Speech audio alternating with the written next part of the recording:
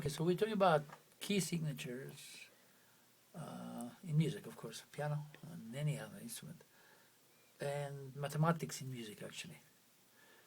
Okay, if, as I explained in the previous videos, is if you follow the patterns of tones and semitones, then we build different kinds of scales.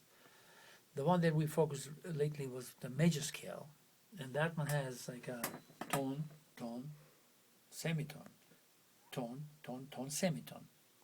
So if we follow this pattern, we'll build major scale from any key. This is where it's not a confusion, but little challenge for student is that when you start on the black keys, they do not have names of their own. They borrow the white keys name.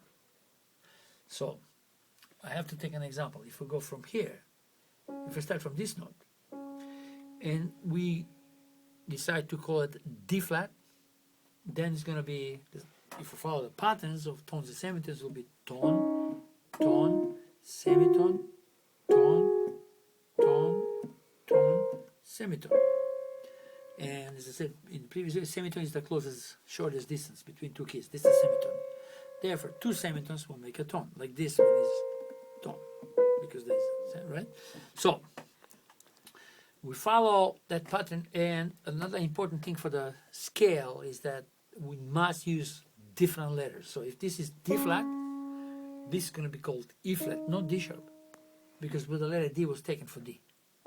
So every note in the scale has to have a different letter name. And now, as I said, the black keys will borrow the names of the white keys. So if this is D flat, this one will borrow the name of the E, it's E flat. That one is F, it's a white key. G flat will borrow this name, A flat from this one, B flat. So they're all different names. D flat, F, G flat, A flat, B flat, C, and D flat. Okay, so that shows us that we must follow that patterns of tones and semitones, and also make sure that the notes in the scale have different names because they have a different functions. So now, to go back to the key signature, instead of writing these flats or sharps in front of the notes every time we make a song or write something, we can gather all these sharps and flats that came from these scales. Any song belongs to a scale. So if I'm in this scale, if I go, that means I'm building something here.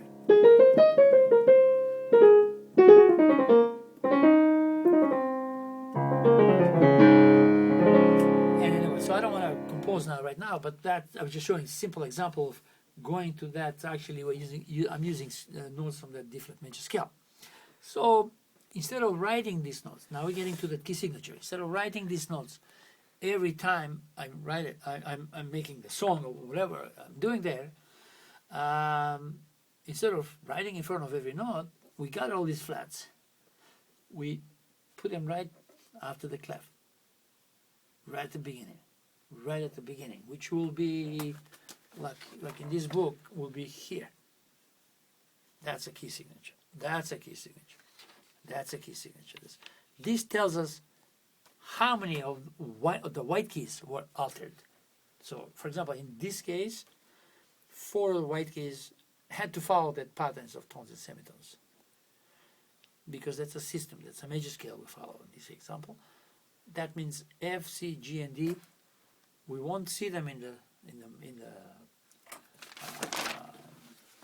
song. Any song, I don't have it here, but any song, you won't see those accidentals in front of the notes. They're right up front. So therefore, it is very important for anyone who plays any instruments, piano included, of course, to check these accidentals, sharps or flats. I don't know why I did that, but I'm just, I guess, getting attention more. Those sharps and flats right after the clef. So that's how we know what was accommodated to follow that patterns of tones and semitones. So very important. A lot of students quit playing piano because of that. Yeah, because how many sharps? 5. Oh my God. Or 7 flats. Ooh, that's difficult. And that's, I see it. This is where music is actually a science before it becomes an art. When a lot of people say that, of course, we all know that music has a lot of mathematics. So music, in the learning process, there's a lot, it is science, in a sense, because there's no emotion attached to it. Music is emotions. So first, in the first stage of writing or playing,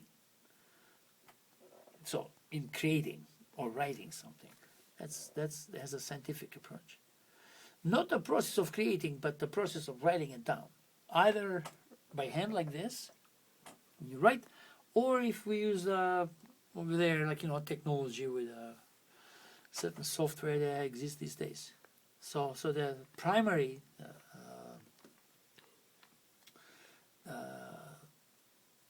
importance, primary explanation, it's scientific. Oh yeah, for music. Then becomes art. Art becomes art of when you give the writer gives an approach free of everything, and art allows that. So then becomes art into the expression. Yeah. And that's all about it. So key signature, to review was that, so instead of writing all these sharps and flats to accommodate the certain scales, in this case major scale, we don't have to write all the time. We put them right at the top, at the beginning of the staff. The grand staff for piano with treble bass clef, and for any other instruments it's exactly the same. Theory works for every instrument the same. Okay, so that's it. Any questions, Ben? Any questions? Do you understand? Okay. Okay, great. That's it.